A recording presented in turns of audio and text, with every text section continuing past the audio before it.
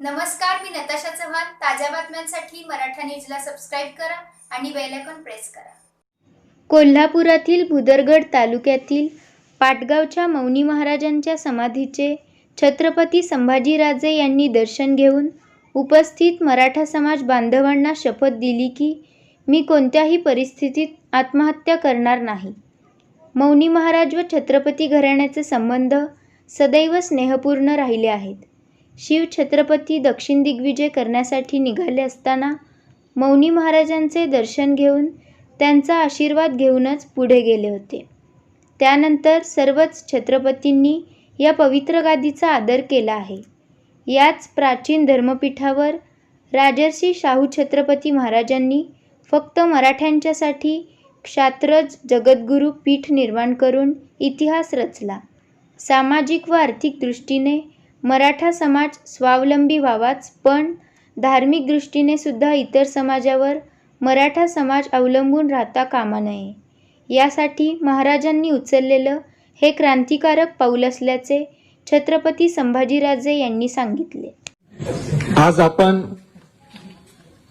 भुदरगडला एक ऐतिहासिक ठिकाणी आपण इथं सगळेजण जमलो. या पाटगावला इतकं महत्व आहे की त्याची तुलना अनेक महत्वाच्या ठिकाणी करू शकणार नाही आपण. अनेक ठिकाणी छत्रपती शिवाजी महाराज गेलेत, छत्रपती राजाराम महाराज गेलेत,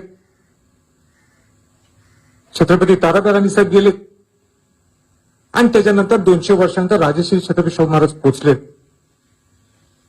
असे अनेक ठिकाणापैकी एक प्रमुख ठिकाण म्हणजे हे पाटगाव आहे. पाटगावचं महत्वच ज्यावेळी शिवाजी महाराजांना दक्षिण दिग्विजयच्या मोहिमेला जायचं होतं, शिवाजी महाराज इथे येतात,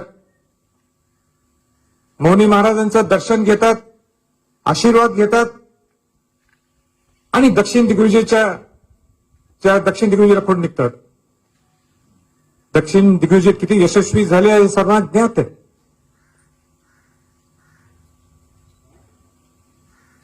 त्याच पाठोपाठ राजाराम महाराज असतील, संभाजी महाराज असतील, ताराबाई राणी साहेब असतील, या छत्रपती घराण्यातल्या लोकांनी नेहमी या मौनी महाराजांचा आशीर्वाद घेतलेला आहे. त्यानंतर राजश्री छत्रपती शाहू महाराजांनी तर वेदोक्त प्रकरणाच्या नंतर हे मुख्य पीठ मराठ्यांचं हे जाहीर केलं किंवा इथं बसवलं आणि शास्त्र जगद्गुरू हे प्रस्थापित केले शाहू महाराजांनी आणि मराठाने खऱ्या अर्थाने गुरु त्यावेळी निर्माण करून दिला राजश्री शाहू महाराज. एवढं महत्व आहे या पाटगावाला. पण मौनी महाराजांनाच का आशीर्वाद घेतला शिवाजी महाराजांनी? राजश्री छत्रपती शाहू महाराजांनी इथंच मराठापीठ का इथं शास्त्रपीठ का तयार केलं?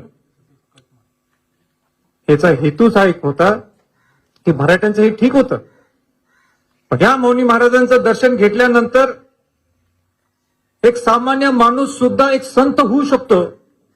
सगळ्या जातीतला, ज्याला 18 पगड जात 12 बलुतेदार म्हणतो आणि शाहू महाराजांच्या शब्दात बहुजन समाज म्हणतो, हे मौनी महाराजांच्या अध्यायामध्ये आपल्याला अनेकदा ते ज्ञानेश्वरींचे ते पालन करायचे त्या अध्यायामध्ये आपल्याला पाहायला मिळतोय.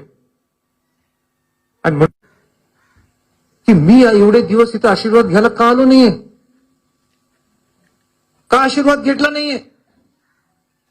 शिवाजी महाराज येऊ शकतात दक्षिण दिग्विजयसाठी, छत्रपती ताराबाई राणी साहेब, राजश्री शाहू महाराज येऊ शकतात, संभाजी महाराज इथे येऊ शकतात. आणि म्हणून मला असं वाटलं की ही वेळ योग्यता आलेली आहे. ज्या मराठा समाज हा लढवया समाज असायची ओळख आहे, या समाजाची ओळख हा मोठा भाऊ म्हणून ओळख आहे, या समाजाची ओळख सगळ्यांना घेऊन जाणारा हा समाज आहे.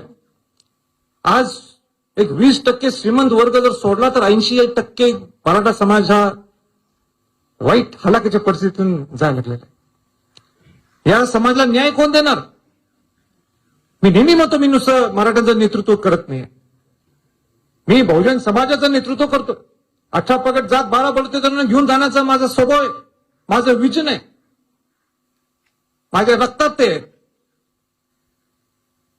आणि म्हणून आज मराठा समाजाला का बाजूला फेकलं गेलेलं आहे? आज सर्वोच्च न्यायालयाचा निकाल हा निकाल असतो, आपण तो मान्य करायला पाहिजे. पण आज मराठा समाज खचून गेलेला आहे, दुखी आहे, व्यथित आहे. आणि हा आवाज आपल्या सगळ्या मराठा समाजाने परत एकदा आपण सर्वोच्च न्यायालयाचे पण पोहोचवण्यासाठी. मगाशी सचिन बोलता बोलता म्हटला की राजेंना कोणती केव्हा ते विरोध करतात. मी त्याच्याकडे काही बघत नाही सचिन. माझं काम करणे त्यावेळी शिवाजी महाराजांना विरोध झालाय, तारा राणीने विरोध झालाय, संभाजी महाराजांना विरोध झालाय, राजा महाराजांना विरोध झाले, आणि काही राजेश्री छत्रपती शाहू महाराजांना सुद्धा विरोध झाला. शाहू महाराज थांबले का असे सगळे चारी छत्रपती घरातले लोक? अजिबात थांबले नाहीत. इतिहास तोच सांगतो, कोण काय बोलतोय मला महत्वाचं नाही, पण आपण काम करत राहणं, आपण समाजाचा सेवक होणं, आपण समाजाला पुढे घेऊन जायचं, एवढंच मला माहिती. 40 वर्ष हा मराठा समाज आपला लढा द्यायला लागला, आपल्याला आरक्षण मिळून देणं. कोणाच्या आडवा गेला नाहीये. आज परिस्थिती तशी निर्माण झाली म्हणून आज समाजाच्या व्यथा बाहेर यायला लागलेले आहेत, आक्रोश बाहेर यायला लागलेले. आणि म्हणून या 40 वर्षात अण्णासाहेब पाटील यांनी समाजासाठी बलिदान दिलं.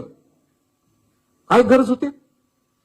सुखात होते ना ते, आमदार होते, सुखात होते, काय गरज होती त्यांनी आज बलिदान द्यायचं? 42 मुलांनी आत्महत्या केली. हे बलिदान व्यर्थ जाऊन द्यायचं काय आपण? मला कोणतरी म्हटलं की राजे, तुम्ही जे ईडब्ल्यूएस मध्ये आर्थिक दुर्बल घटकात 10% मध्ये अनेक लोकांचा विरोध आहे. चांगली गोष्ट आहे म्हटलं. संभाजीराजांना कोणी विरोध करायचाच नाही असं कुठे? पण ही संभाजीराजांची भूमिका नाहीये. ही भूमिका सकल मराठा समाजाची भूमिका आहे. मी त्यांचा नुसता आवाज हा मुख्यमंत्र्यांच्याकडे आणि त्यांच्या सर्व लोकांच्या पण पोहोचवण. या सकल मराठा समाजाचं म्हणणं काय होतं?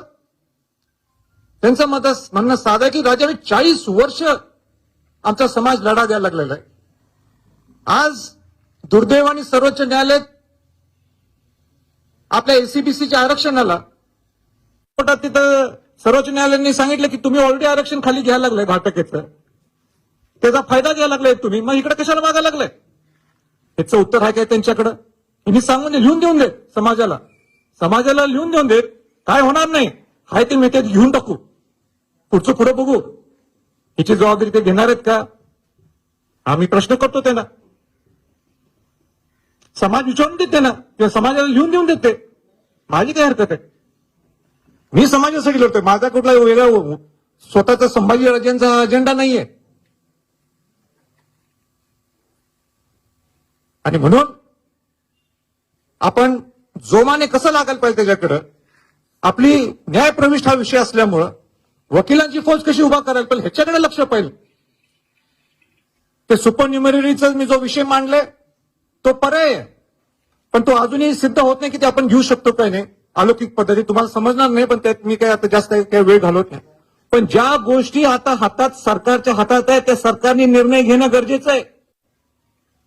उदाहरण ह्याच्यावर पण बोलत नाही. ईएसबीसीच्या वेळी अनेक लोकांनी परीक्षा दिल्या नोकऱ्याच्या संदर्भात, नियुक्त्याच अजून झालेल्या नाहीयेत. पण सर्वोच्च न्यायालयाने निकाल केव्हा दिला?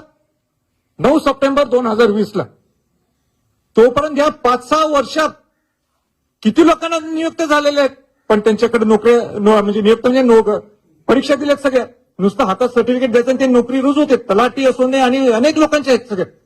यांना द्या ना तुम्ही नोकऱ्या. या राज्य शासनाचा विषय, हा काय सेंट्रल गव्हर्नमेंटचा विषय नाहीये. देऊन टाका त्या लोकांना नोकऱ्या. जे हातात आहेत ते आपण देत नाही. किती दुर्दैव आहे. ह्याच्यावर पण बोलतच नाही. का बोलत नाही? माझी सर्व पुढाऱ्यांना विनंती आहे, मराठा समाजाच्या लोकांना, की ह्याचा आवाज उठवा तुम्ही. नुसतं ईडब्ल्यूएस नको, ईडब्ल्यूएस पाहिजे. ह्याच्यावर चर्चा कशाला पाहिजे? आणि म्हणून हे विषय तुम्हाला का सांगितलं सगळ्या बंधू सगळ्यांनी हात पुढे करायला बोला छत्रपती शिवाजी महाराज की मी आज छत्रपती शिवरायांच्या साक्षीने मराठा शास्त्र जगद्गुरु पीठासमोर अशी शपथ घेतो की माझ्या आयुष्यात आलेल्या कोणत्याही सामाजिक आर्थिक कौटुंबिक विवेचनेतून मी आत्महत्या करणार नाही. माझ्या मराठा पूर्वजाप्रमाणे प्रत्येक संकटाचा मी समर्थपणे मुकाबला करेन. यासाठी मी समाज बांधवांचे सहकार्य घ्यायला संकोच करणार नाही. एक मराठा लाख मराठा. धन्यवाद. ताज्या बातम्यांसाठी मराठा न्यूजला सबस्क्राईब करा आणि बेल आयकॉन प्रेस करा.